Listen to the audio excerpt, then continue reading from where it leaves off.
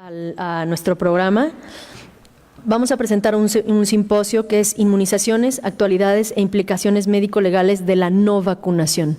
Como sabemos, esto ha ido cambiando.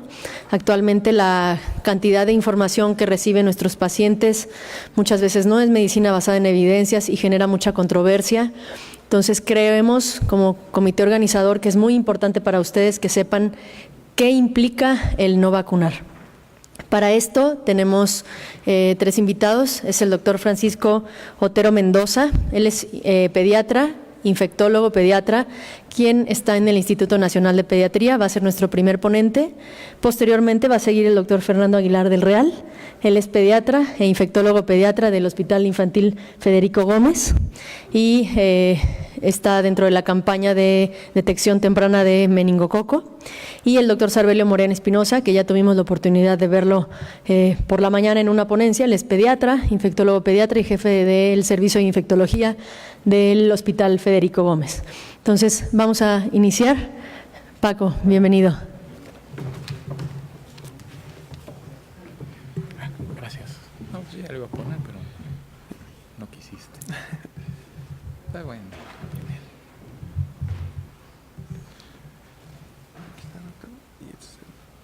Pues aquí está también este. Hola, buenas tardes a todos. Para mí es un gusto y un placer poder estar aquí con ustedes en un congreso que ya es una tradición para nuestro hospital y que es un foro muy importante precisamente para la actualización en pediatría. Agradezco al comité organizador, en particular a la doctora Claudia Santamaría, la invitación y pues el honor de compartir con infectólogos tan distinguidos. Pues es un placer.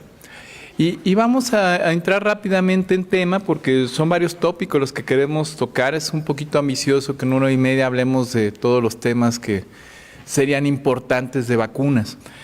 Y pues en parte de la presentación pues lo que queremos es generar inquietudes y además también darle tiempo a ustedes que participen al final con preguntas, pues para que lleguemos a unas conclusiones y que nos sea de utilidad a todos. Vamos a empezar con algo muy importante que es motivo de controversia con el uso de las vacunas. La situación de que se da el enfoque a este tipo de medicamentos, a este grupo de biológicos, desde el punto de vista económico. Y entonces a veces pensamos que estamos lucrando y a veces pensamos que más que el beneficio que nos ofrece la vacuna es un beneficio económico. Entonces, pues vamos a estar tocando este tema. Un problema muy importante, precisamente conflicto de las vacunas, es la capital, la cantidad de dinero que se utiliza, se invierte y además que se recupera. Entonces esto que genera mucha desconfianza entre los grupos y al final puede favorecer o puede darle soporte a lo que tenemos muchos problemas actualmente, que son los grupos antivacunas. Y es que estamos hablando de qué tan importante es la inversión que se hace en las vacunas, que solo desde el punto de vista estricto el narcotráfico, la industria militar con nuestros vecinos del norte en Estados Unidos, pues son los que tienen en tercer lugar las vacunas de mayor dinero que se mueve, lo que hace pues un problema pero muy importante. Y esto va en un impacto directo en lo que es la inversión que se le da. Les decía yo, en el 2009, como ustedes pueden ver, se invirtieron más de 24 mil millones de dólares en la industria farmacéutica, pero en particular en las vacunas. Y este porcentaje de inversión incrementó de forma sustancial para el 2016 más del 200%. Pero además, esto obviamente da un rédito extremadamente importante que inclusive aquí para nuestro país pues puede llegar a ser a nivel mundial más del 50 veces nuestro Producto Interno Bruto. Por eso les digo que esto nos habla del impacto que tenemos en las vacunas. Y entonces la cuestión es, ¿verdaderamente necesitamos vacunarnos? ¿Por qué? Porque tenemos la situación de que podemos ver el enfoque de la industria, el enfoque económico, pero pues hay necesidad de vacunarnos. Las vacunas nos van a ayudar precisamente para evitar infecciones, nos van a prevenir la muerte de enfermedades, únicamente como hemos estado mencionando, pues es la parte del lucro. Entonces, sí les quiero poner antecedentes algo muy importante y muy interesante. Las vacunas tienen en nuestro medio ya varios años. La primera vacuna se describió en 1796. El doctor Jenner lo que hizo fue que un paciente que había sido expuesto a la viruela en aquel entonces, lo vacunó, le inoculó precisamente las lesiones que tenía una mujer que ordeñaba vacas, que tenía lesiones cutáneas. Entonces, modificó precisamente estas lesiones cutáneas, se las administró al paciente y quedó inmune y resistente a las enfermedades. Entonces, esa es la primera historia que tenemos de inmunización exitosa a nivel mundial. No, nada reciente. Y luego, posteriormente, tenemos a Francisco Balmis, que es uno de los primeros pioneros ya de la vacunación masiva. En realidad, en el siglo XVIII, este médico de origen español fue encomendado por el rey Carlos para extender la vacunación contra viruela en todas las colonias españolas debido a la alta incidencia de esta enfermedad. Y fue un éxito y fue de los primeros, fue el primero en sí aquí en México que abrió un consultorio para administración de vacunas. Y luego posteriormente, pues bueno, en 1926, ya en el siglo pasado, la necesidad de hacer un decreto para aplicación obligatoria, instituir la administración del biológico contra viruela, dado la incidencia tan importante que había de la enfermedad. Y pues había en 1931 brigadas móviles. Y la cuestión es que qué tan impacto importante tuvo la vacunación contra viruela, que en sí es una enfermedad que está radicada, como ustedes bien lo saben, a nivel mundial, sí, con el riesgo que tenemos de por ahí unas dosis perdidas en Rusia que pueden utilizarse como armas biológicas, pero en sí la enfermedad está radicada en la faz de la Tierra. Pero México fue el primer país de América Latina en 1951 que se le dio el título de país libre de viruela. Y entonces esto nos habla de la importancia de la vacunación, y en sí las vacunas son las que han tenido mayor éxito y mayor impacto en la salud a nivel mundial, a excepción únicamente del uso del agua potable. Además de esto, también importante, este beneficio en la salud de la población al prevenir las vacunas también tiene un impacto directo económico. ¿Por qué? Porque no se tiene que tratar la enfermedad de los pacientes, no se tiene que tratar las secuelas de los mismos, sobre todo en infección en el sistema nervioso central, y por último también la situación de las muertes de los pacientes. Entonces se ha visto un impacto directo también en la economía de los países. Y aquí pues bueno, tenemos una historia de cómo ha estado la inmunización aquí en nuestro país. Ya les decía yo, en 1926, el primer país en América Latina, bueno, de aplicar la vacuna, y en 1951 erradicar la viruela, y luego posteriormente se fueron agregando biológicos a las inmunizaciones, pero no fue hasta la década de los 70 que se hizo un programa nacional de inmunizaciones, en donde se empezó con un programa muy básico de 4 biológicos: vacuna BCG, vacuna de polio, y además vacuna de sarampión y vacuna de toxoide tetánico. Entonces, este esquema muy básico fue un inicio muy, pero muy importante. Y luego, posteriormente, pues nos hemos ido acercando a lo que son los biológicos que hemos empezado a tener. Y créanme que nuestro esquema de inmunizaciones en este momento está prácticamente a nivel de cualquier país del mundo. Habrá algunos biológicos, como ustedes tienen bien identificados, que no los tenemos en nuestra cartilla nacional de vacunación, pero que en sí, como les vuelvo a repetir, son muy buenas nuestras inmunizaciones. Y se han hecho esfuerzos muy importantes, han incrementado los costos que da la Secretaría de Salud para proteger a nuestros niños. Aquí en 1979 les muestro precisamente de una de las primeras cartillas que se tuvieron para llevar un registro de los pacientes y los beneficios de la inmunización. Ya les decía, 1951, erradicar la viruela en nuestro país. Poliomielitis, último caso en México, 1990, y es una enfermedad que afortunadamente está en vías de erradicación a nivel mundial. Solo hay unos países de Asia, por la situación bélica, que todavía presentan algunos casos, pero el objetivo para el 2020 es erradicar la enfermedad de la faz de la Tierra. Y otras enfermedades como difteria, que ya no tenemos. Y por último, como sabemos, es un riesgo latente, que lo vamos a tocar posteriormente, las infecciones por el virus del sarampión. Y en esta gráfica lo que les quiero mostrar es precisamente aquellas comunidades de bajo acceso a los servicios de salud y pobres recursos económicos, como en el transcurso de la década de los 90 fue mejorando lo que es su salud y fueron disminuyendo las funciones, sobre todo hablando del paciente pediátrico. Y mucho de esto asociado precisamente a la introducción en el transcurso de los años, como les acaba de mencionar, de diferentes biológicos. Entonces, sí es un beneficio, nada más hay ciertas cuestiones importantes. Yo les hablaba acerca de que tenemos algunas vacunas que todavía no tenemos al alcance de nuestra cartilla nacional de vacunación, que sí las tenemos en la medicina privada. Hay algunos biológicos que se hace necesario modificarlos para ofrecer mejor protección a los pacientes, vacunas tan controvertidas como la vacuna de BCG. Y por último también algo importante, pues la creación de nuevos biológicos, de nuevas enfermedades emergentes, como ustedes lo saben, pero la creación de nuevas vacunas no es tan fácil.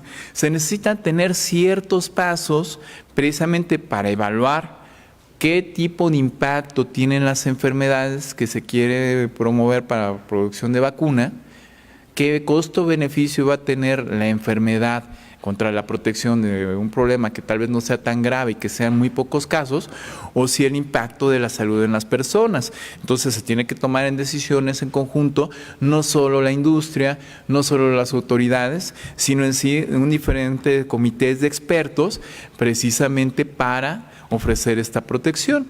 Y nada más para hacerles mención, las fases que tenemos de los proyectos de investigación, porque a veces pensamos que es muy sencillo, ya sacó la vacuna del laboratorio y rápidamente el laboratorio se hace millonario y nosotros protegemos a veces a nuestros pacientes, que eso a veces está en tela de duda.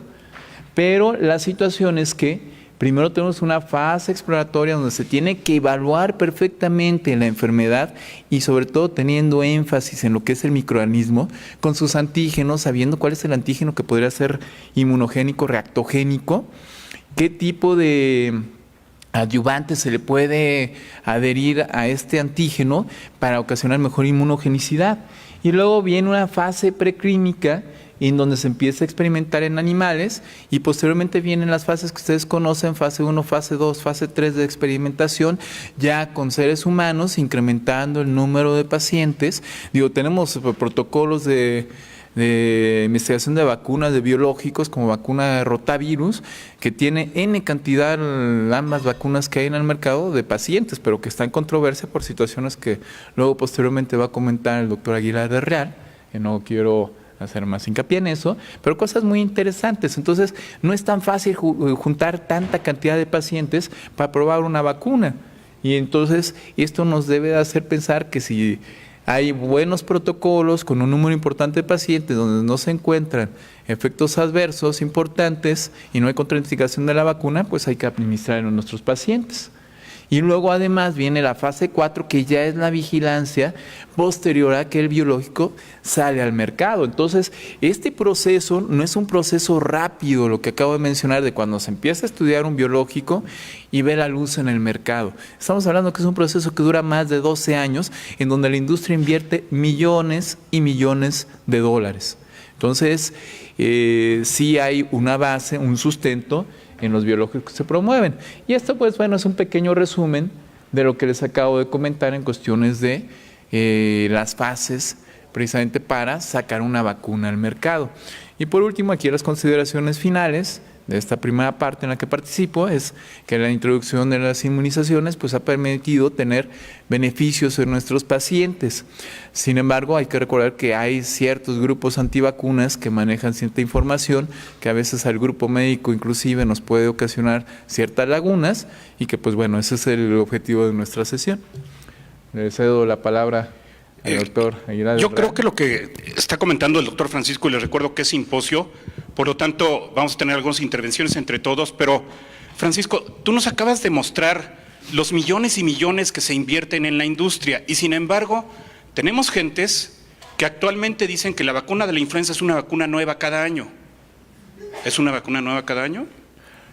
Sí, se está dando un seguimiento anual en cuestiones de la Organización Mundial de la Salud. Con 5 centros a nivel mundial está monitorizando la actividad del virus de influenza y hace una estimación de cuáles son los virus que van a estar circulando en la próxima temporada invernal. Ahorita estamos entrando a la 2018-2019, precisamente para crear una vacuna. En realidad, en este momento ya se está monitorizando cuál es la actividad del virus de influenza, cuáles son los tipos que están circulando, para posteriormente crear la vacuna de la temporada 2019-2020. Entonces, sí es una vacuna que se tiene que estar creando anual. Y la otra cuestión es que la vacuna de influenza, recuerden que no les da inmunidad permanente. Además que es un virus que tiene ciertas características particulares que hace ciertos cambios antigénicos. Es una vacuna que se ha implementado después de la Segunda Guerra Mundial y es una vacuna que tiene la misma tecnología, porque parte de los argumentos son de que es una vacuna experimental en cada ocasión y no lo es la misma tecnología, únicamente con virus distintos, como de repente podríamos tomar un virus distinto como el virus de la varicela de una u otra cepa para hacer en algún momento una producción de vacunas, pero es una vacuna con la misma tecnología, con diferentes cepas.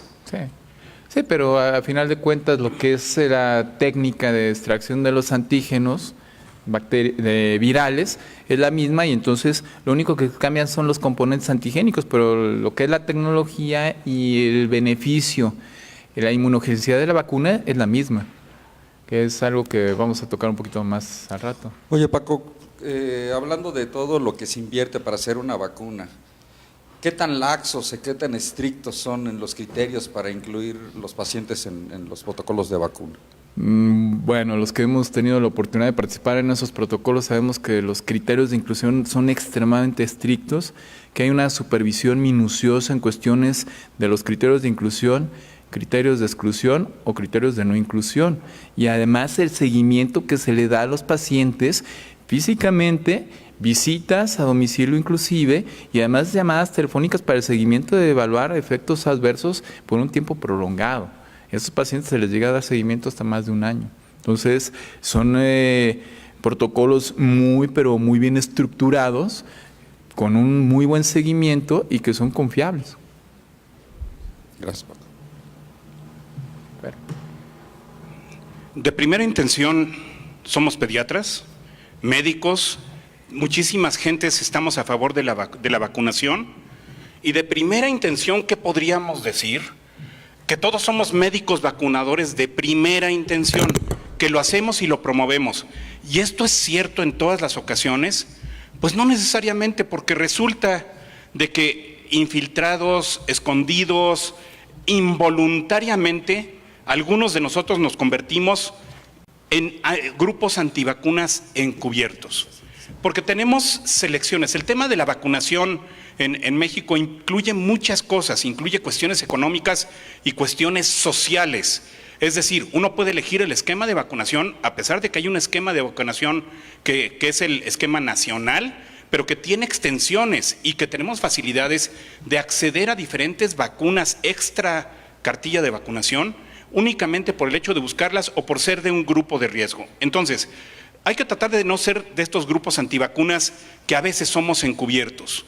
De primera intención, los profesionales de la salud deben de estar totalmente bien informados para hacer la mejor recomendación. Las recomendaciones en cuanto a la vacunación pueden ir cambiando con el tiempo. Es decir, hay grupos de riesgo, hay momentos en los cuales necesitamos diferentes esquemas de vacunación o ampliarlos porque el paciente tiene diferentes características inmunológicas o de inmunodeficiencia. Es normal que los pacientes tengan dudas y preguntas. Es normal que nosotros tengamos dudas y preguntas sobre la recomendación de tal o cual vacuna, porque probablemente la prevalencia no sea la que yo considero tan importante, pero al final uno tiene que dar la información y el que toma la decisión es el paciente. Porque hay diferentes situaciones por las cuales uno puede recomendar o desrecomendar una vacuna para algún paciente, pero hay indicaciones. ¿Por qué vacunamos a los pacientes? Antes que nada por el riesgo de fatalidad, que ese es el principal problema. Que uno pueda tener una consecuencia fatal o consecuencias en su función de acuerdo a la vacunación. En segundo lugar, porque pueda tratarse de una enfermedad intratable en tiempo. ¿De qué estoy hablando aquí específicamente? De rabia o tétanos.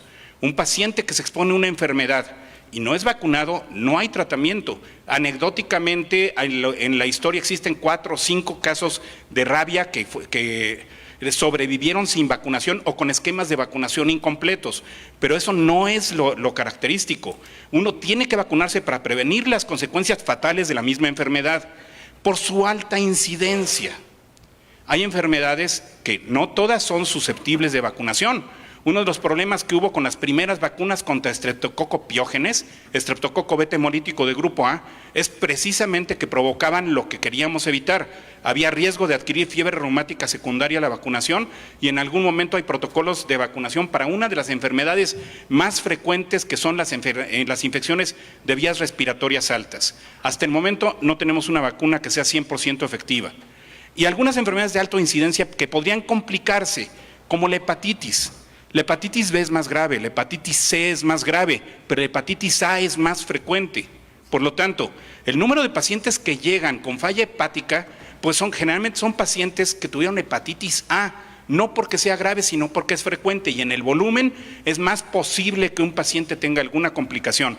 Sabemos que 90% de nosotros tenemos anticuerpos contra hepatitis A arriba de los 18 años y de ahí viene alguna de las controversias con respecto a la vacunación. Sin embargo, si le da al paciente, tiene riesgo por volumen de complicarse. Por lo tanto, esta gráfica que se ha manejado en múltiples congresos con respecto a la incidencia y el impacto es lo que nos va a hablar acerca de que si la vacunación es esencial o no es esencial. Hay enfermedades con altísimo impacto, es decir, la enfermedad meningocócica, en la cual la frecuencia es muy baja, pero el impacto es muy alto, porque uno tiene riesgo de fallecer por esta causa. Y hay otras que son de incidencia muy alta, como por ejemplo, por aquí abajo podríamos poner en algún momento la varicela, que es de una incidencia altísima. El riesgo de que se complique es bajo, pero el que se complica le puede ir muy mal, precisamente relacionado con infecciones de piel y tejidos blandos y vacunaciones esenciales. Rabia tiene sus indicaciones, hepatitis A tiene sus indicaciones, fiebre tifoidea, que es una vacuna que no tiene una utilidad muy grande en México porque la protección del 30%, tenemos más protección por comer de los taquitos de aquí afuera, están muy buenos los sábados, que por vacunarnos con fiebre tifoidea con un tiempo limitado de vacunación. Cólera, sarampión, influenza, que son de altísima incidencia. ¿Nos ha dado influenza a todos? Claro que sí, en algún momento, pero puede ser desde lo banal hasta lo muy grave, no necesariamente con toda la sintomatología. Por lo tanto, hay falsas contraindicaciones, que es parte del problema en el cual a veces nos escudamos para ser parte de ese grupo antivacunas. Por ejemplo, estas falsas contraindicaciones hacen que los niños vayan perdiendo oportunidades de vacunación. Pocas vacunas caducan por tiempo, rotavirus es un ejemplo. Hasta el momento los estudios indican que no podemos vacunar más allá de los 6 meses con cierta elasticidad, pero preferentemente sabemos que debe ser hasta un punto. Es mayor la posibilidad de adquirir las enfermedades de riesgo si nosotros no nos vacunamos. Y una de esas falsas contraindicaciones, y es uno de los motivos principales por cual el paciente no se vacuna, es porque tiene una enfermedad que habitualmente es banal. Y si yo me voy a basar en el criterio de que el paciente viene con un catarro, con una diarrea, que puede tener fiebre de bajo grado, pues estas no son contraindicaciones. Y es uno de los motivos principales por los cuales los pacientes no se vacunan. Y en esta época que todos tenemos tos, ¿qué es lo que sucede? No vacunamos a nadie entre octubre y marzo, porque andan mocosos, tienen diarrea o están tomando ciertos medicamentos que se consideran contraindicación y que no lo son. La fiebre no es contraindicación de vacunas en un niño previamente sano, es decir, que no es inmunodeficiente, que no es un paciente que está recibiendo tratamiento o quimioterapia. El hecho de que tenga un proceso infeccioso como un catarro o una diarrea no incrementa los efectos adversos de la vacuna, no se prolongan los síntomas de la enfermedad, no va a durar más tiempo con el cuadro diarreico por el hecho de haberlo vacunado con difteria, tosferina, tétanos o la vacuna triple viral. Y no modifica la respuesta inmunitaria frente a la vacuna, no le va a dejar de hacer la vacuna, como nos dicen en los centros de salud. Otra contraindicación es el pretérmino, hasta que adquieras la edad gestacional y entonces te empiezas a vacunar y el niño de 25 semanas se empieza vacunando 4 o 6 meses de retraso. Y este niño que tiene riesgo de enfermedades, tiene riesgo precisamente de enfermarse de neumococo, que es un germen de alto impacto en estos casos. Incluso el prematuro tiene indicaciones de vacunas especiales, como puede ser la vacuna es un monoclonal, la vacuna del sincicial respiratorio, que tiene indicaciones para ponerse justamente en prematuro de bajo peso. Y, por ejemplo, la vacuna de hepatitis B también se tiene que aplicar para prevenir los riesgos de transmisión vertical a la que le transmite la madre. Se pueden vacunar si la mamá está embarazada o si está lactando naturalmente a su bebé. En el caso de alguna mamá que amamanta, la excepción podría ser la vacunación frente a la fiebre amarilla, pero es una falsa contraindicación de primera intención, porque adelante lo comento. Si hay una situación de riesgo, se puede vacunar contra la fiebre amarilla. Otra situación, ¿ya le dio varicela o no recuerdo si le dio varicela? Se perdió la cartilla de vacunación, el niño fue adoptado, perdió a sus padres en el terremoto y se perdió la cartilla de vacunación. ¿Qué hacemos? Volvemos a establecer vacunación de las enfermedades que no va a pasar absolutamente nada, al contrario. Ya te dio varicela, no pasa absolutamente nada, lo único es que vamos a reforzar la inmunidad adquirida de forma natural y con varicela en muchas ocasiones, sobre todo en las familias numerosas. Si la mamá no se acuerda del nombre de uno cuando somos 5, pues menos se va a acordar si me dio escarlatina, sarampión o varicela. Otra falsa contraindicación, la epilepsia. Si el paciente está controlado adecuadamente de su cuadro epiléptico, se puede vacunar sin ningún problema. Y también los pacientes con crisis convulsivas febriles, de forma que lo que voy a hacer es controlar la temperatura los días siguientes, pero no es contraindicación, no por tener crisis febriles y el miedo de que vaya a convulsionar, que además hay un periodo de edad, esto no va a contraindicarme la vacunación. Otra más, está tomando antibióticos. ¿Cuál es la relación entre un antibiótico y las vacunas? La respuesta es ninguna, no hay problema. Un paciente que está tomando un tratamiento antibiótico en particular puede vacunarse sin el más mínimo problema y no hay que esperarse periodos de convalecencia. Perdón. Es decir, hasta que te compongas y pasen 15 días. En esos 15 días se volvió a enfermar y está tomando otro medicamento y mientras tanto el paciente pudo enfermarse de neumococo o influenza en algunas otras situaciones. Antitifoidea es la excepción, pero ni la ponemos. Otra falsa contraindicación es que el paciente está poniendo sus vacunas para la autoinmunidad, la plática que tuvimos con el doctor Ernesto Numa, pues no es contraindicación. Sus vacunas se le aplican al paciente, sobre todo a pesar de que esté con extractos sensibilizantes. Y nada más hay que tener la precaución de no ponerlo en donde le dejaron el brazo como alfiletero. Otra contraindicación, hospitalizaciones prolongadas. Y el paciente se queda 6 meses en el hospital, sobre todo prematuros, y empieza a recibir su esquema de vacunación cuando egresa, siendo que debe ser algo que está bajo vigilancia y tenemos que empezar a aplicar su esquema de vacunación dentro del hospital, prematuros, neonatos o la causa que sea. Otra más, alergias no anafilácticas, es que le hizo daño el huevo, entonces por esa causa no te puedes vacunar. El resto de ovoalbúmina que contienen las vacunas es extremadamente bajo. Si el paciente no tiene anafilaxia, puedo aplicársela. Y si el paciente tiene una alergia y es necesario vacunarlo, pues lo hago en el consultorio con los instrumentos necesarios para tratar la anafilaxia en caso de que se presente. Entonces, tampoco es una contraindicación. Pero continuando con el tema del huevo, la historia familiar de reacciones adversas, porque le hizo daño al papá y entonces no quieren vacunar al niño porque el papá es alérgico al huevo y por lo tanto el niño también. Esa no es una historia exactamente igual y en muchas ocasiones es motivo de que se retrase el esquema de vacunación. Existen algunas contraindicaciones temporales en las cuales vamos a dejar de vacunar al paciente por un periodo en lo que pasan ciertas situaciones. Por ejemplo, la edad de administración de las vacunas. La vacuna triple viral es una de las vacunas que sí pudieran tener algún bloqueo por anticuerpos maternos. Por lo tanto, la recomendación de vacunación, pero es temporal, es a partir de los 12 meses de vida, porque puede interferir, pero no es una contraindicación absoluta. Si tenemos un brote de ciertas enfermedades, como sarampión, por ejemplo, en caso de que llegara a verlo, a partir de los 6 meses nosotros podemos aplicar una vacuna del sarampión o de varicela, que son 2 de los ejemplos, una triple viral o varicela, que son algunos de los ejemplos de lo que llega a suceder. La situación es que se tiene que revacunar después de los 12 meses. Sí se tiene que volver a poner, es una vacunación extra la que se pondría entre los 6 y los 12 meses, y algo similar sucede a partir de los 12 meses. El embarazo. De primera intención es una contraindicación relativa. Están contraindicadas de primera intención las vacunas de virus vivos, y las únicas que podrían administrarse durante el embarazo en caso de alto riesgo sería la poliomielitis y la fiebre amarilla, refiriéndome a la diapositiva anterior. Pero en general las vacunas inactivadas se pueden aplicar durante el embarazo. Hay que recordar que el siglo pasado el hecho de que aplicáramos una vacuna triple viral por la fracción de rubiola era indicación terapéutica de aborto, no más. No hay motivo para practicar un aborto a una paciente que tuvo vacunación porque no necesariamente va a haber un problema.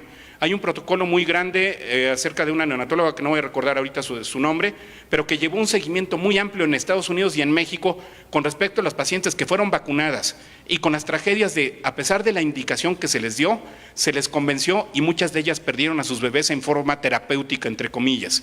Las vacunas inactivadas sí se pueden aplicar durante el embarazo y hay que, buscar los beneficios.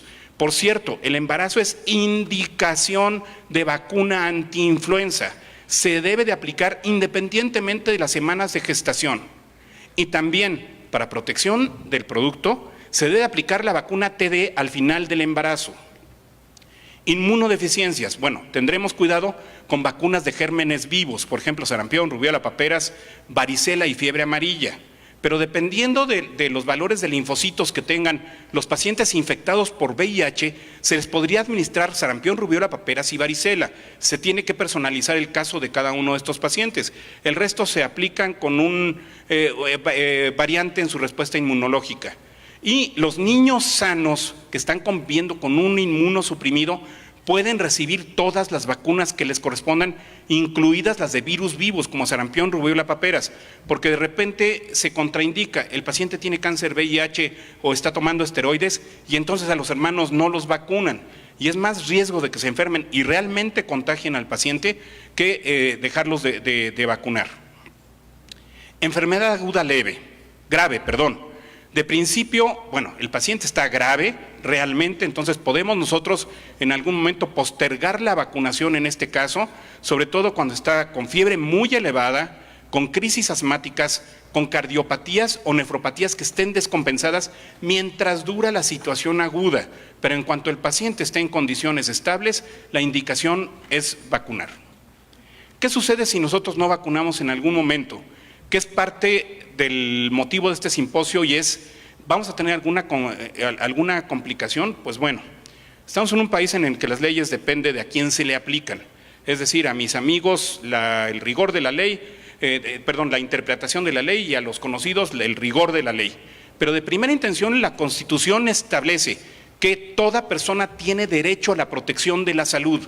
La Ley General de Salud en su segundo artículo establece que este derecho tiene prioridad a algunos puntos. Por ejemplo, establece que las vacunas contra la tosferina, la difteria, la tuberculosis, la polio y el sarampión y otras enfermedades transmisibles son obligatorias en los términos que fija la Secretaría de Salud y Asistencia.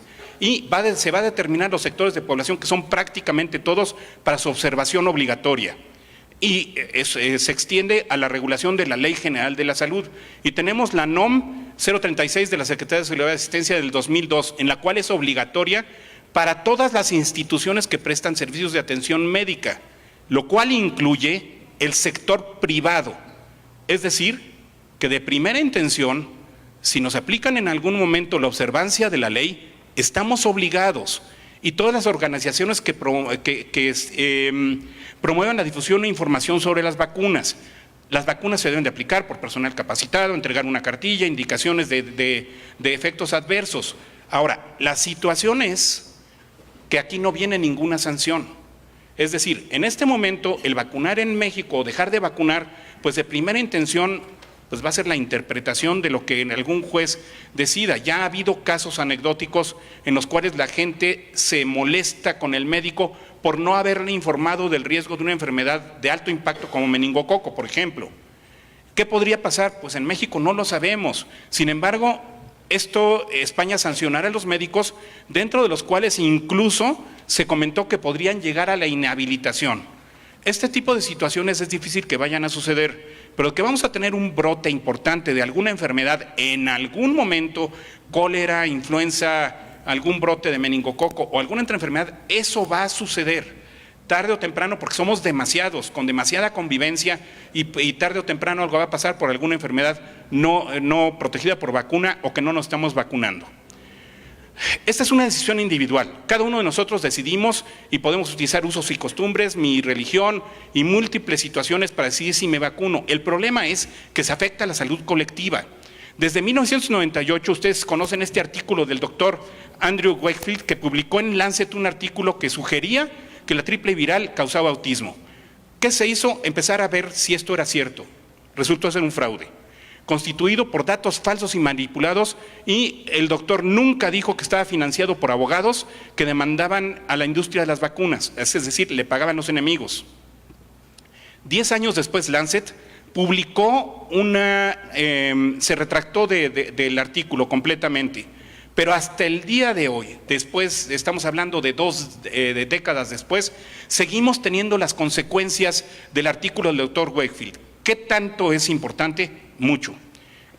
Hubo un brote de sarampión en Minnesota por un grupo de grupos de antivacunas, el brote de sarampión más grande en los últimos 20 años. Se contabilizaba 68 enfermos, de los cuales 64 no estaban vacunados.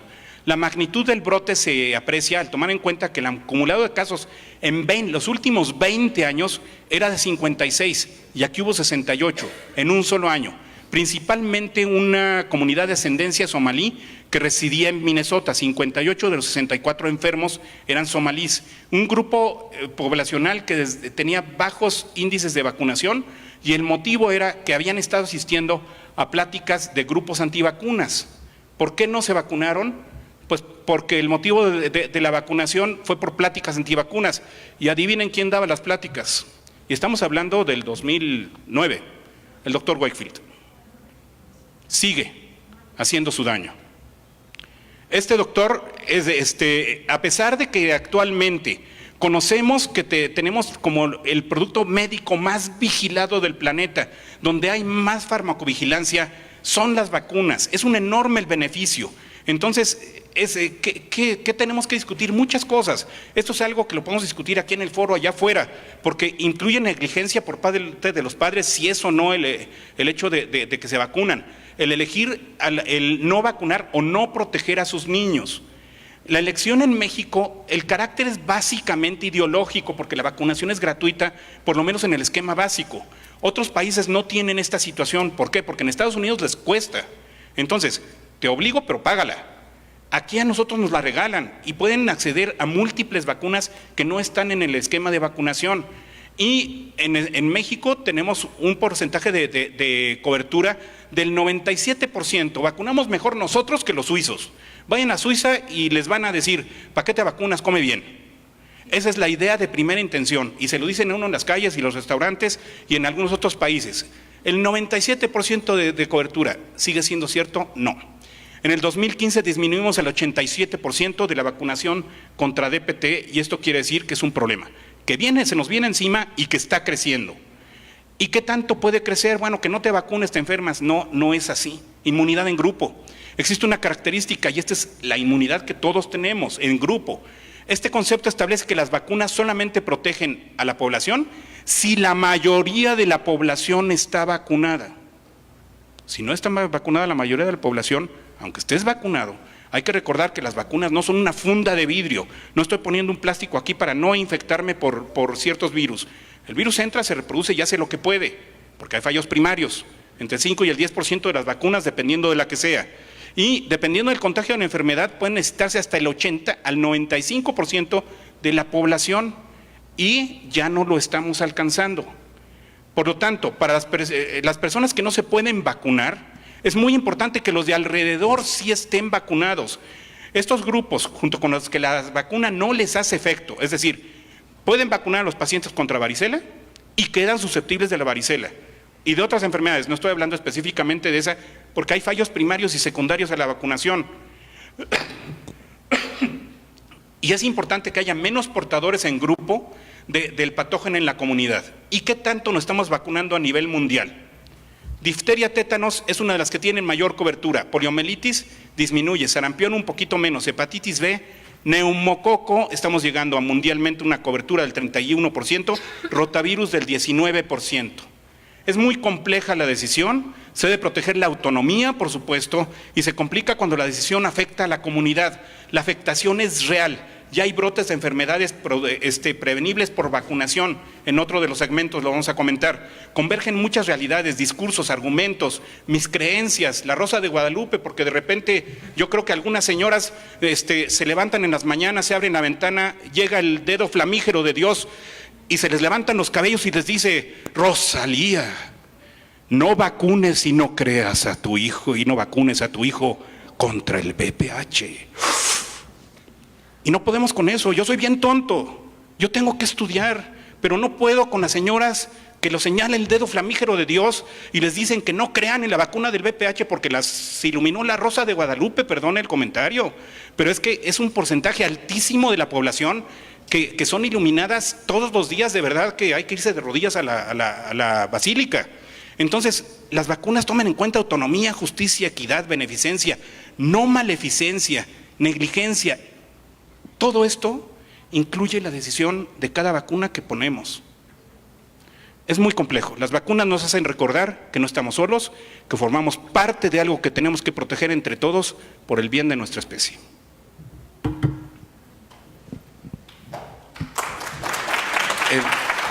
Seguimos todavía, el doctor Cervelio. No, pero yo sí te quiero hacer una pregunta, Fer. O sea, porque el speech estuvo padrísimo. Pero fíjate que de repente pues está bien lo de las vacunas y pues te protegen y te ayudan para enfermedades, pero pues mira, también hay tendencias que son bastante razonables. La cuestión de que, ¿por qué no nada más ponemos vacunas en momentos de brote? O sea, ¿por qué no de repente nos esperamos a que tengamos el brote de sarampión y entonces ahí sí hacemos nuestra inmunización masiva? O de repente tenemos un brote de meningococo y pues damos profilaxis y ponemos vacuna, ¿no? Pues mejor no esperamos a eso. ¿Para qué gastamos tantos dineros y hacemos tanta faramalla si podemos esperar a eso, ¿no? Es mucho dinero. Efectivamente es mucho lo que gastamos, hay riesgos. Algunos pacientes van a tener consecuencias fatales de la vacuna, es decir, la vacuna DPT, la antigua, la gente se le moría de anafilaxia a uno en el consultorio. Pero al final esto es prevención y es difícil predecir. La medicina es la ciencia de lo inexacto. ¿Cuándo se van a presentar estos brotes? No lo sé, ojalá nunca haya un brote inmenso de meningococo o de influenza grave o nos vaya a pasar algo, como el motivo por el cual hablamos español y no náhuatl, simple y sencillamente por un brote de viruela. En este momento podríamos tener un lenguaje precioso que es el náhuatl, si no nos hubieran invadido Tenochtitlán, porque se murió, no recuerdo, pero sí, creo que eran 2 millones de pobladores en la Ciudad de México, quedaron 300,000 y todos mutilados. Entonces yo creo que en este momento el tema es prevención y no reacción. Las vacunas sí funcionan.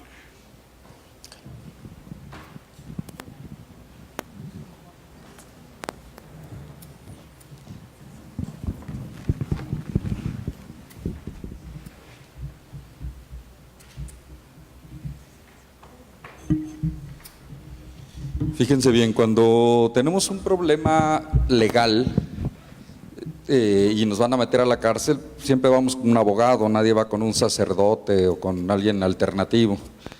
Cuando tenemos un problema de impuestos, casi siempre necesitamos un contador para que nos saque de todo el problema fiscal y no vamos con un ingeniero que sabe mucho de regulación de fiscal y todo eso.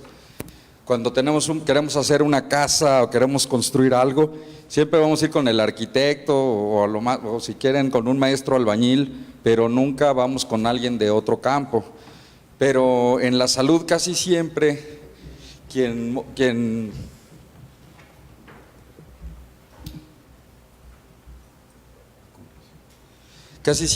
todo el mundo tiene voz y voto. Entonces, para cuestiones de que si las vacunas son buenas o son malas, participan el sistema jurídico español o Greenpeace, que son organizaciones muy buenas, pero su jurisdicción no son las vacunas. Y la Sociedad de Padres del Colegio Miguel Ángel, y la Acción Católica, y la Iglesia Presbiteriana, y muchas instancias que son benéficas, pero no fueron creadas para cada una de estas cosas. Entonces, vamos a hablar un poquito de cuáles son las fuentes de información. Por supuesto que un médico sí no tiene perdón de Dios si no accede a las fuentes adecuadas, que son las revistas indexadas y las normas técnicas y todo a lo que tenemos acceso. Y cuando estamos en un foro y decimos, ¿qué me dicen de las...? No, creo que esa no es. Y me dicen, ¿qué es lo que piensas de...?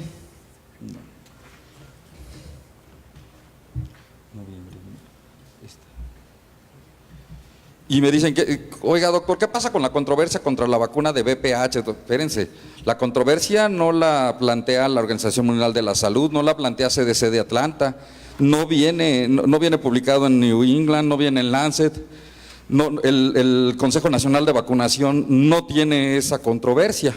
La controversia la tienen otras instancias, entonces nosotros no pensamos en esta controversia. Pero los familiares no son médicos y tienen todo el derecho a tener dudas, y sobre todo cuando nosotros fallamos mucho en uno de nuestros principales deberes, que es el de informar. Porque mucho de que estos grupos antivacunas o que la gente está mal informada de la vacuna es falla de nosotros, es que nosotros no somos buenos comunicadores, es que nosotros esparcimos malos conceptos acerca de la vacuna a la gente o no damos la recomendación adecuada.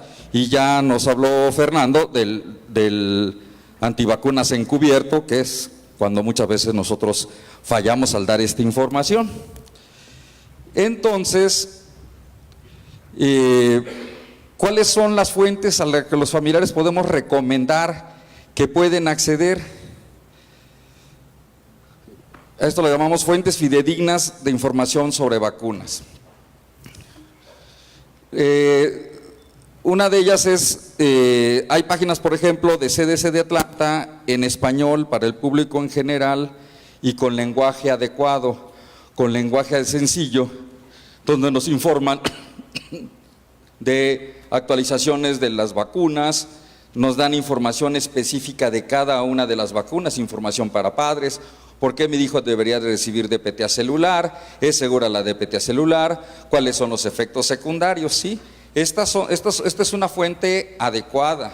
También, por ejemplo, tenemos por parte del Consejo Nacional de Vacunación y de Sencilla, existen también páginas electrónicas donde explican de manera tanto informativa de los eventos que va a haber, cuándo van a ser las semanas nacionales de vacunación, acerca de disponibilidad o de falta de algunas de las vacunas, y cuáles son los principales lineamientos para poner las vacunas.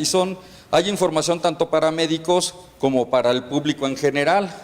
Hay otras, por ejemplo, la Asociación Española de Pediatría también tiene páginas muy sencillas y que sirven no nada más para que los papás se enteren por su cuenta, sino para que nosotros podamos recomendarlos que lean ese tipo de lecturas y no se vayan a otro tipo de páginas que no son de índole científico y que muchas veces suelen ser mucho más atractivas porque están llenas de amarillismo, están llenas de chisme, y eso atrae desafortunadamente muchísimo más.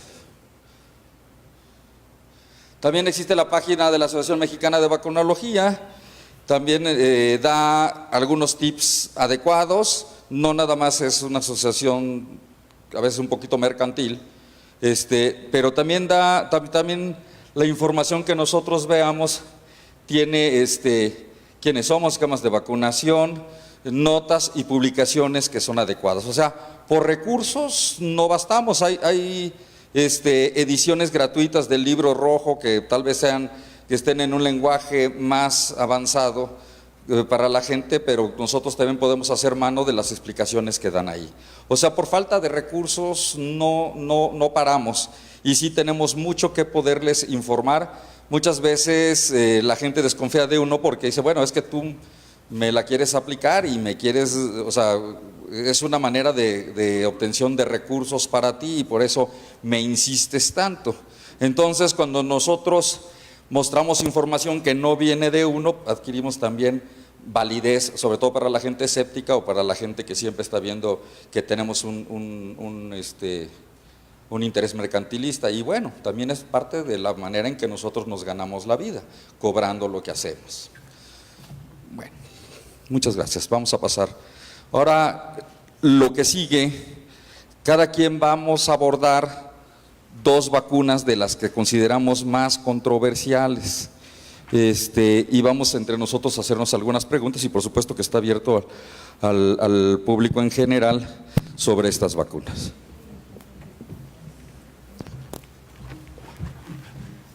Gracias. Ahora miren, sí quiero decir, ya se percataron que como que los tres se nos da mucho la labia, entonces vamos a tratar de ser muy concretos en los próximos minutos porque si pues nos podemos quedar perfectamente bien a las 3 de la tarde y pues todos tenemos compromisos. Entonces yo tenía preparado pues hablar un poquito acerca de la vacuna de influenza y además hablar de la vacuna triple viral, pero enfocándome en sarampión. Afortunadamente Fer ya me facilitó el camino y ya hicimos algunas cosas adelantadas. Entonces, miren, nada más hacer mención de lo siguiente. La influenza es una enfermedad que no está a partir del 2009, de la pandemia. ¿Por qué? Porque es una enfermedad que nos ha acompañado en el transcurso de la historia. Y hay descritas varias pandemias del virus de la influenza. En realidad viene de los tiempos remotos del medievo que hablaban de que era la influencia de las estrellas, por eso influenza. Pero la situación es que de repente a veces manejamos mal las situaciones y se usan desde un punto de vista político en donde ya también a nosotros mismos, inclusive el personal de salud, quedamos con la duda si verdaderamente tuvimos tantos problemas con la influenza en su momento. Un problema muy importante es que de las principales causas de mortalidad que tenemos a nivel mundial son las infecciones respiratorias y varias causadas por el virus de la influenza. Se estima que alrededor del 10% de la población a nivel mundial se enferma año con año de la enfermedad y ya les decía yo que esto es porque no nos da inmunidad permanente. Y un problema muy importante en pediatría, porque todos tenemos ubicados los factores de riesgo, que si el paciente es cardiópata, que si el paciente es neumópata, diabético, con alguna otra enfermedad metabólica, y que son los que tienen mayor riesgo de hospitalizarse y morir. Pero en pediatría prácticamente el 50% de nuestros pacientes no tienen ningún antecedente de importancia y pueden llegar a los hospitales. Ahora, la otra circunstancia muy importante, que no solo es el grupo de pacientes que podemos tener de riesgo, sino que también en los últimos años se ha visto que las personas que están en actividad productiva del país son los que también, por los que están en los medios ambientes abiertos o cerrados, sobre todo cuando trabajan en oficinas, también son las personas de 24 a 45 años los que también tienen mayor número de índice de casos, no solo los niños o los adultos mayores, y que esto genera un impacto directo también en la economía, no solo de las empresas, sino de los domicilios. ¿Por qué? Porque estas personas dejan de trabajar. Y la situación es que va cambiando año con año, como lo mencionábamos, los tipos circulantes del virus de influenza. Son virus que tienen la capacidad de tener cambios antigénicos menores o los cambios mayores, como lo tuvimos en la pandemia del 2009. Entonces también se espera que puedan circular los diferentes tipos de influenza A en la estación invernal y que dentro de estos también, dependiendo del mes o el inicio de la temporada, al final de la temporada, pueda empezar circulando, que esto ya se ha visto en muchos años, que la influenza A, H1N1, tal vez empieza y luego es sustituida por H3N2 o viceversa. Entonces, esto hace que también inclusive en nuestras temporadas de influenza, pues tengamos varios eventos de infección en el transcurso. A ustedes les ha de haber tocado seguramente a más de uno, que en el mismo periodo invernal ya tuvieron influenza A o tuvieron influenza B, o repitieron la influenza A y uno se pone nervioso porque nada le hicieron la prueba rápida, y uno dice, bueno, pues ya me dio influenza. Es porque son diferentes tipos. Y bueno, las recomendaciones actuales, en Estados Unidos ellos se quitaron de problemas y dicen vacunación universal. Nosotros no podemos hacer eso porque no tenemos vacuna. Entonces nos vamos a los factores de riesgo, a los pacientes de factores de riesgo que ustedes identifican perfectamente bien y que no vamos a hacer más hincapié porque si no nos podemos llevar aquí 5 horas más. Entonces, estos son los tipos de influenza que van a estar incluidos en la vacuna trivalente. Y ustedes recordarán que la ventaja que tenemos con la vacuna tetravalente, que desafortunadamente todavía no está en la Secretaría de Salud para que más pacientes, más personas se vean beneficiadas, se agrega un segundo tipo de influenza B, este año Yamagata. Y estos son los grupos de riesgo, hacer hincapié en las mujeres embarazadas, como ya decía Fer, tienen mayor riesgo de mortalidad, más de 20 veces el mayor riesgo que la población en general para morir. Pero el problema que tenemos es que al médico geriatra, al médico obstetra, pues a veces les da miedo por efectos teratogénicos de aplicar la vacuna. Y los demás factores de riesgo que ustedes conocen perfectamente bien. La conclusión es que la vacuna de influenza es una vacuna importantísima para prevenir enfermedades graves en nuestros pacientes. Por ejemplo, en este último brote que ustedes identifican, periodo interinfluenza, porque la temporada de influenza empieza en la semana 40, acaba de empezar el 1 de octubre. En el Instituto Nacional de Pediatría, como relojito, el 1 de octubre tuvimos nuestro primer paciente de la temporada de influenza y termina hasta la semana 20. Entonces, estamos hablando que además de esto influenza y todo el año, tuvimos casos en la península de Yucatán donde una elevada morbimortalidad, o sea, una cantidad de casos inusuales y con muerte en más del 90% de los pacientes que no estaban vacunados. O sea, lo que se vio de las personas que fallecieron es que el 90% no estaban vacunados. De ahí la importancia de la inmunización contra influenza. Y solo hacer hincapié, y esto es importantísimo, que ya lo comentaba Fer, nosotros tenemos que aprender a educar a nuestros pacientes. ¿Por qué? Porque nosotros empezamos diciendo, no, es que ¿sabes qué? Yo no me pongo la vacuna porque me da una reacción tremenda y me da una gripe horrible y me va peor que cuando me da la enfermedad natural. De tal manera que ustedes recuerden que el virus es inactivado, fragmentado, descuartizado, es imposible que yo después de la vacuna de influenza tenga una influenza posvacunacional, eso no pasa, eso es imposible que se encuentre. Pero más de una ocasión a mí me ha tocado ver gente que no menciono nombres porque es del gremio, que me dice que no vacuna a sus hijos porque les va a dar influenza. Entonces la educación empieza por nosotros para precisamente luego posteriormente educar al resto de los pacientes y además nuestros compañeros. Y no recuerden, ¿no? The winter is coming, eso no lo olviden. Entonces, ¿qué hay que hacer? Empezar por nosotros. Y yo les pregunto a ustedes, que estamos aquí en el auditorio, ¿quién religiosamente se vacuna año con año? Yo les puedo decir que nosotros en el Instituto Nacional de Pediatría, aquí en Médica Sur no tengo la estadística, pero bueno, a lo mejor la doctora Claudia Santamaría no la presta, pero yo les puedo decir que en el Instituto Nacional de Pediatría menos del 50% del personal se vacuna contra influenza. En realidad, antes de que empiece ya toda la vorágine y en enero, febrero, que es donde tenemos mayor número de casos, antes de esa fecha, menos del 30% del personal se empieza a vacunar. Y ya nada más rápidamente, porque como les digo, Fer ya me hizo un favor enorme en cuestiones de hablar de vacuna del sarampión. Pues sí, la cuestión es que estamos hablando de una enfermedad que tiene una evolución que puede ser grave. Es una enfermedad sumamente contagiosa del sarampión. O sea, estamos hablando de que una persona puede contagiar a 9 o 10. O sea, es de los virus más contagiosos que hay si está en un lugar cerrado. Y estamos hablando que estamos en un continente donde tenemos casos en diferentes partes. Ustedes saben que en años previos se ha reportado en Orlando y se ha reportado en Anaheim casos de sarampión, que luego nuestros niños van de paseo con todo su derecho, pero que pueden regresar infectados. Entonces, aunque los casos que hemos tenido aquí en el país han sido importados, no podemos bajar la guardia en cuestiones de la inmunización. Y entonces además tenemos un fenómeno migratorio, donde ustedes saben que en este momento aquí en la Ciudad de México tenemos centroamericanos que quieren ir a Estados Unidos, que tienen muchos riesgos sanitarios, incluyendo la posibilidad de sarampión. Y esto nada más es para comentarles que sí, el último brote importante fue a principios de los 90, donde hubo casi 70,000 casos, pero que posteriormente, a partir de 1996, los casos que se han reportado en el país son importados. En sí ustedes ubican perfectamente bien esos casos que se reportaron en el Instituto Nacional de Pediatría, aparte un caso en el norte, en donde fueron importados. En particular, estos 3 casos que se detectaron aquí en la Ciudad de México, era una mujer que era de origen italiano y que daba clases de idiomas. Entonces no había salido del país ya hace algunos años, pero estaba en contacto con extranjeros que les daba clase de español.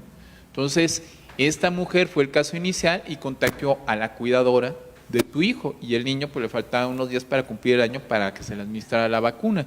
El genotipo aislado fue el B3 en este caso, y es un virus que nos puede dar complicaciones, inclusive riesgo de muerte, pero complicaciones no menores como neumonía o encefalitis, con la posibilidad de secuelas, o una panencefalitis esclerosante antes subaguda, que se puede manifestar estos fenómenos degenerativos y afecciones importantes del sistema nervioso central después de años de haber padecido la enfermedad.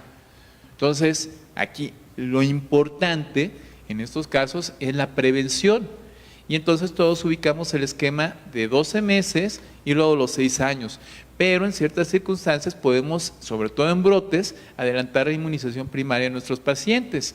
Y el problema es que recordarán que hace algunos años poníamos la vacuna no a los 12 meses, sino a los 9 meses, y la situación es que en estos casos la inmunogenicidad es menor.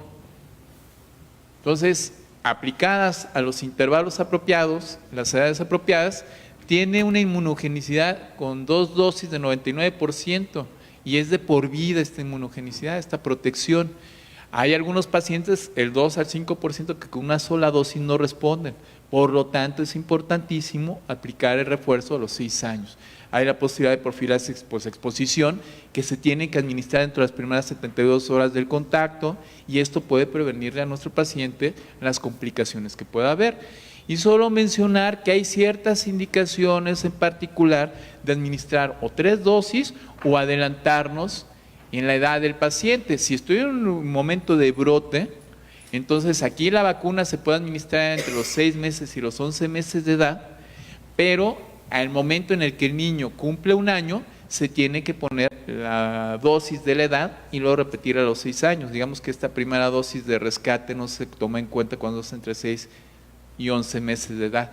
O si tengo un paciente que está entre los 15 y 39 años de edad y estamos en brote, aquí también vale la pena aplicar una tercera dosis para evitar que tengamos mayor número de casos. Y efectos adversos de la aplicación de la vacuna, en realidad son efectos adversos que sí se han reportado, pero son casos esporádicos. Y la cuestión es que estos casos o efectos adversos asociados con la vacuna son mucho menores a cuando yo tengo la infección por el virus salvaje. Yo aquí le pongo 1 millón de niños con sarampión y 1 millón de niños vacunados. 300,000 de estos pacientes van a tener complicaciones, y de estos solo 46 van a tener efectos adversos asociados con la vacuna. Y no les quiero enumerar por cuestiones de tiempo la cantidad sin fin de efectos o de complicaciones asociados con la infección por el virus salvaje. Entonces es mucho mejor tener sí complicaciones, pero que son normalmente leves y que desaparecen en el transcurso de unos días. Contraindicaciones, tampoco voy a tardar porque acá Fer ya me hizo el favor y se adelantó en este tema, pero sí nada más habla de que el paciente inmunocomprometido no se prefiere o se prefiere evitar vacunas de microorganismos vivos atenuados, a excepción, por ejemplo, los pacientes con VIH, como dijo Fer, dependiendo de la cuenta de CD4 que tengan. Y bueno, algunas precauciones que se tienen que tomar, sobre todo si el paciente ha recibido hemoderivados o inmunoglobulinas, dependiendo de la dosis, de 3 a 9 meses antes, perdón, 11 meses antes, sobre todo, por ejemplo, enfermedad de Kawasaki, que será una indicación en pediatría. Y ya lo comentaba el doctor, que precisamente hizo una fake news y que además quería sacar provecho, porque por otro lado también él estaba queriendo patentar su vacuna de sarampión. Entonces, pues también Lancet se disculpó por la publicación. Entonces, ¿qué debemos de hacer para evitar este tipo de problemas? Aplicarnos al biológico.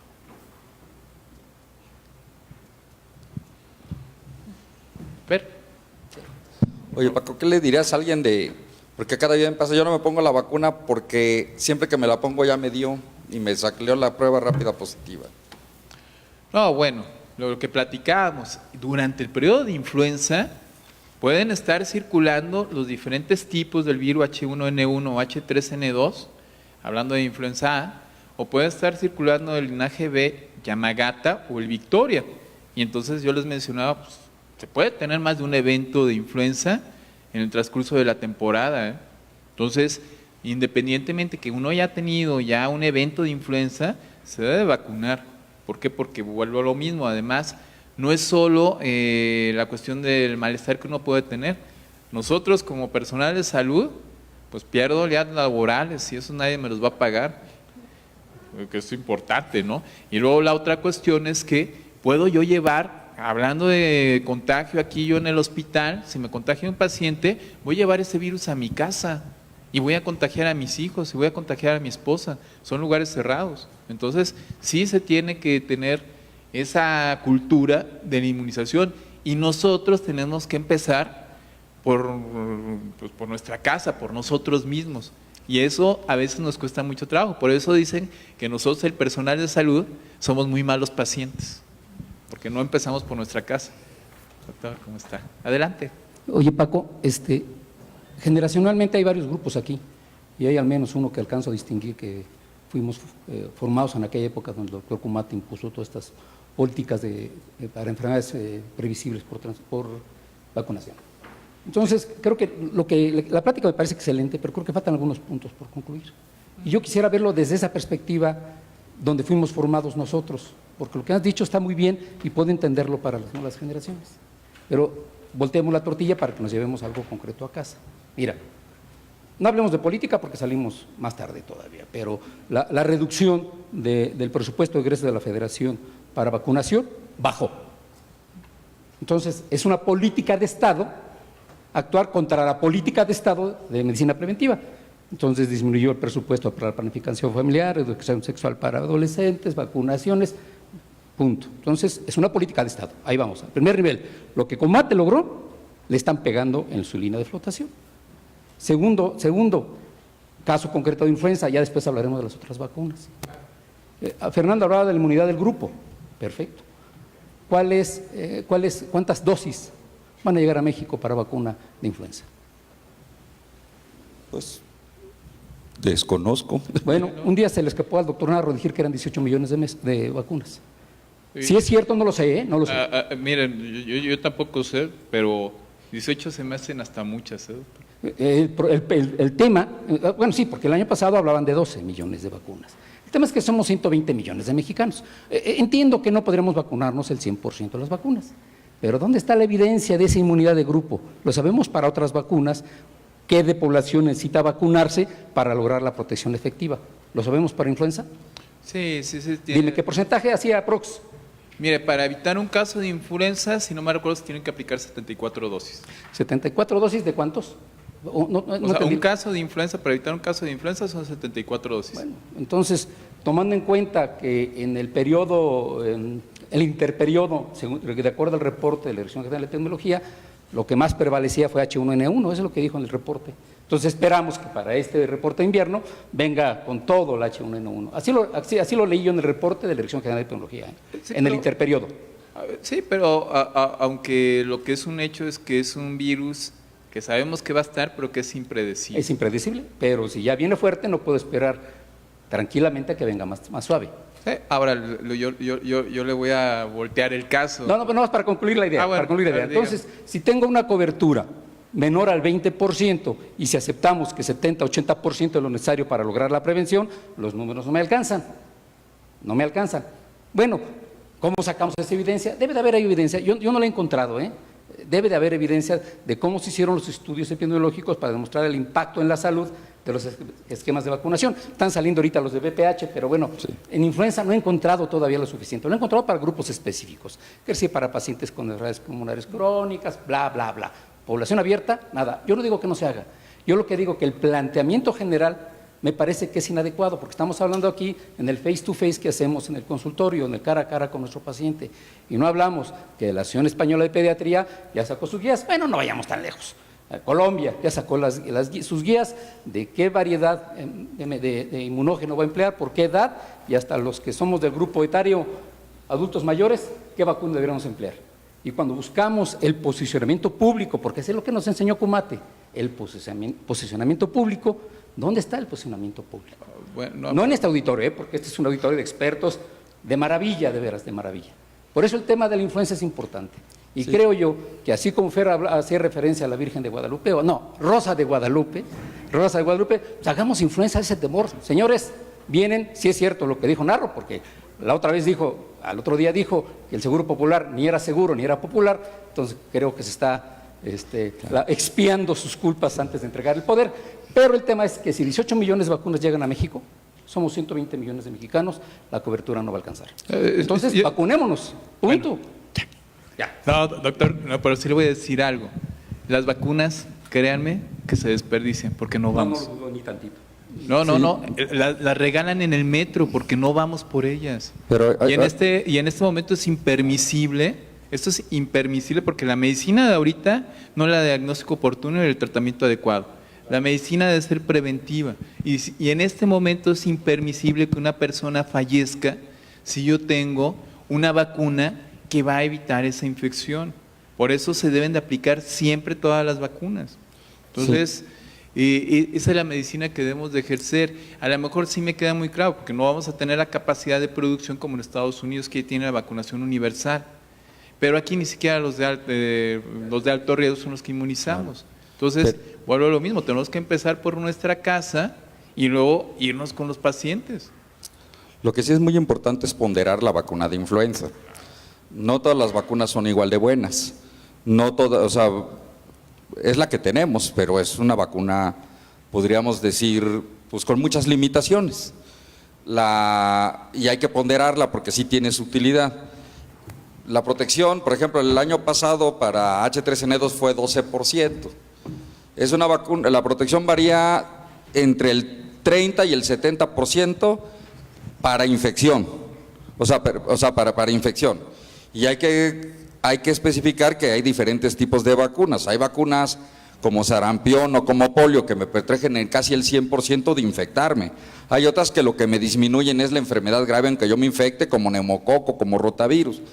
Pero varicela realmente influenza, su eficacia es muy baja para infectarse. Pero la principal eficacia de la vacuna de influenza es para prevenir neumonía, hospitalización y muerte, que ahí sí nos aumenta hasta un 96, 97%. Entonces yo creo que ese es el mensaje que muchas veces hay que darle a la población. Sí, te puedes enfermar de influenza y no le voy a decir nada nuevo porque les ha pasado. Sí te puede dar influenza, pero el objetivo de la vacuna de influenza es prevenir neumonía, hospitalización y muerte, no influenza enfermedad, porque para influenza enfermedad yo voy a prevenir poquito. Y yo creo que estos porcentajes están calculados en cuanto a la población de los grupos de alto riesgo, no en cuanto a la población general. Ahí se han planeado otras estrategias, como por ejemplo la vacunación a los escolares. Los escolares son los que tienen la tasa de ataque más alta.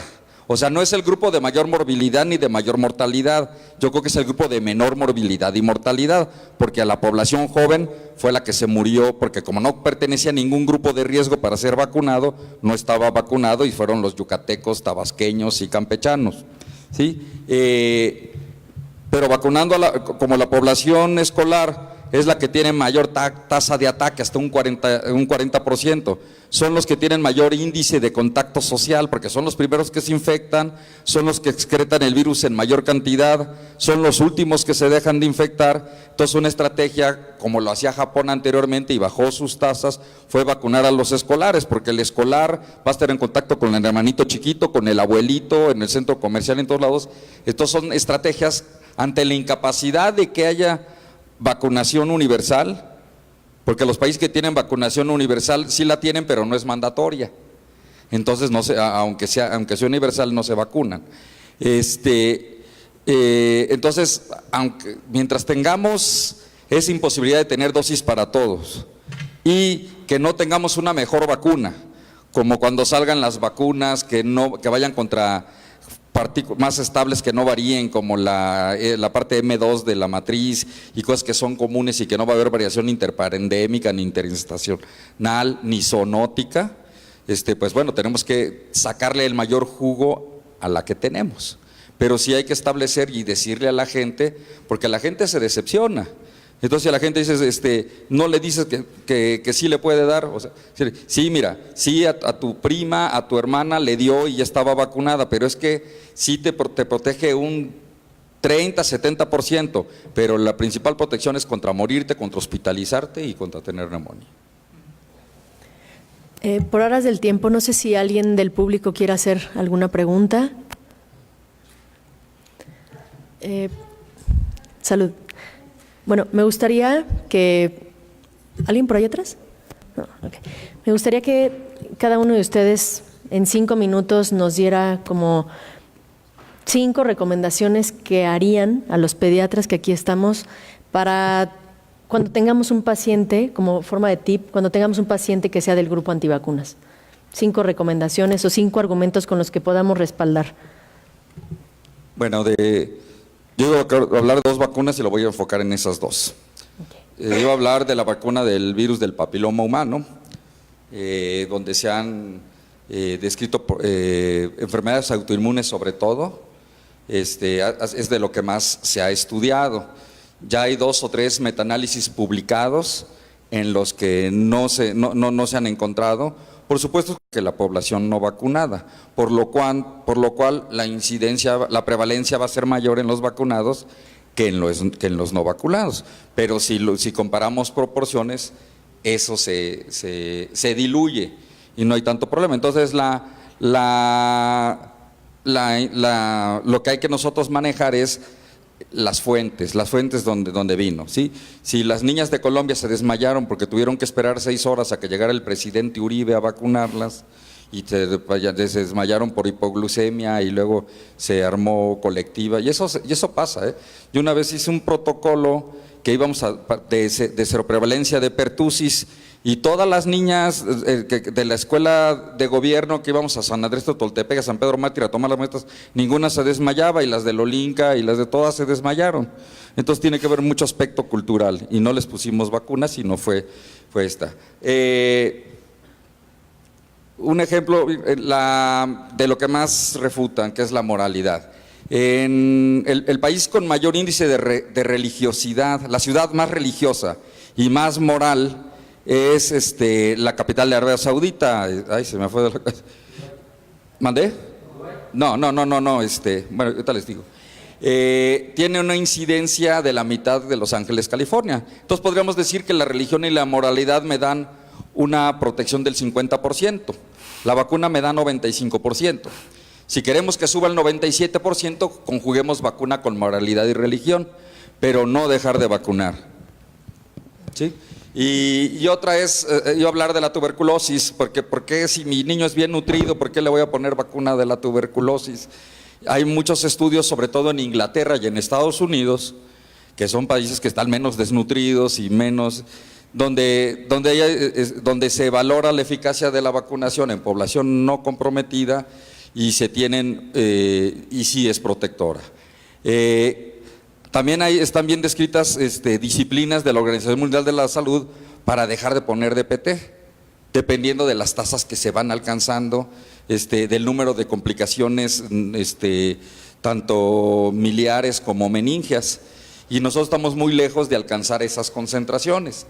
Y sin embargo yo veo más en mi consultorio tuberculosis diseminada que en mi hospital. ¿Por qué?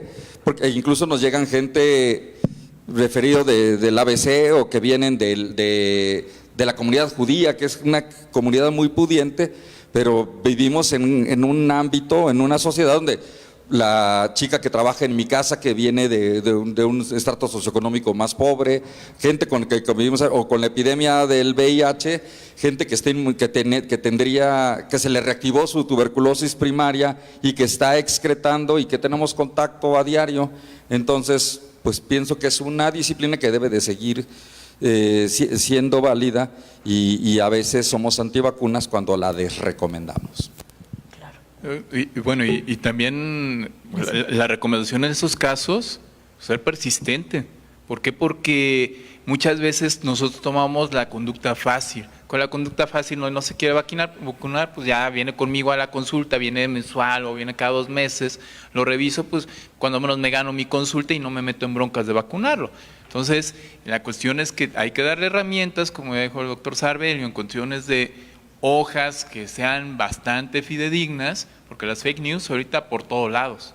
Y encontramos videos en YouTube que si la niña se desmayó, que si la niña tiene hiperestesias, que si la niña ya tiene debilidad muscular. Entonces, todas esas cosas se van a encontrar. Hay que darles entonces herramientas, información y no perder la esperanza, ser persistente, porque también si nosotros tomamos esa conducta pasiva, decir, bueno, pues ya no me meto en broncas, vente en 2 meses y no te vacunes, pero te veo en mi consulta, pues también eso va a favorecer que pueda haber gente que no esté protegida y que ese niño posteriormente sea un foco infeccioso para los más pacientes. Muchas gracias. Doctor Aguilar. Pues no, creo que ya lo comentaron. Yo creo que la persistencia, y como comenta el doctor Otero, ser insistentes. Por ahí tenía una última diapositiva que decía que lo mejor contra los grupos antivacunas es la información. Hemófilos influenza es incontrovertible su uso. O sea, los grupos antivacunas utilizan mucho el tema del agua potable, que donde hay agua potable deja de haber enfermedades. Hemófilos influenza lo demostró que no. Son unas vacunas que más rápidamente se generalizaron en el mundo porque fue evidente y contundente el resultado. Entonces, pues la información, necesitas informarte adecuadamente, ya lo comentó el doctor Sarbelio, de fuentes fidedignas, no de el hola y el vanidades. Okay. Riyadh es la capital de Arabia Saudita. Okay. Bueno, pues si alguien tiene alguna pregunta, alguna duda. Muy bien. Pues damos por terminado este simposio. Les agradezco mucho a los 3 maestros infectólogos que tenemos Muchas aquí. gracias. Un fuerte aplauso. Y les recuerdo el taller, los 2 talleres que tenemos de talla baja y de nutrición a las 4 de la tarde. Los esperamos con mucho gusto. Gracias, nos vemos mañana a las 8.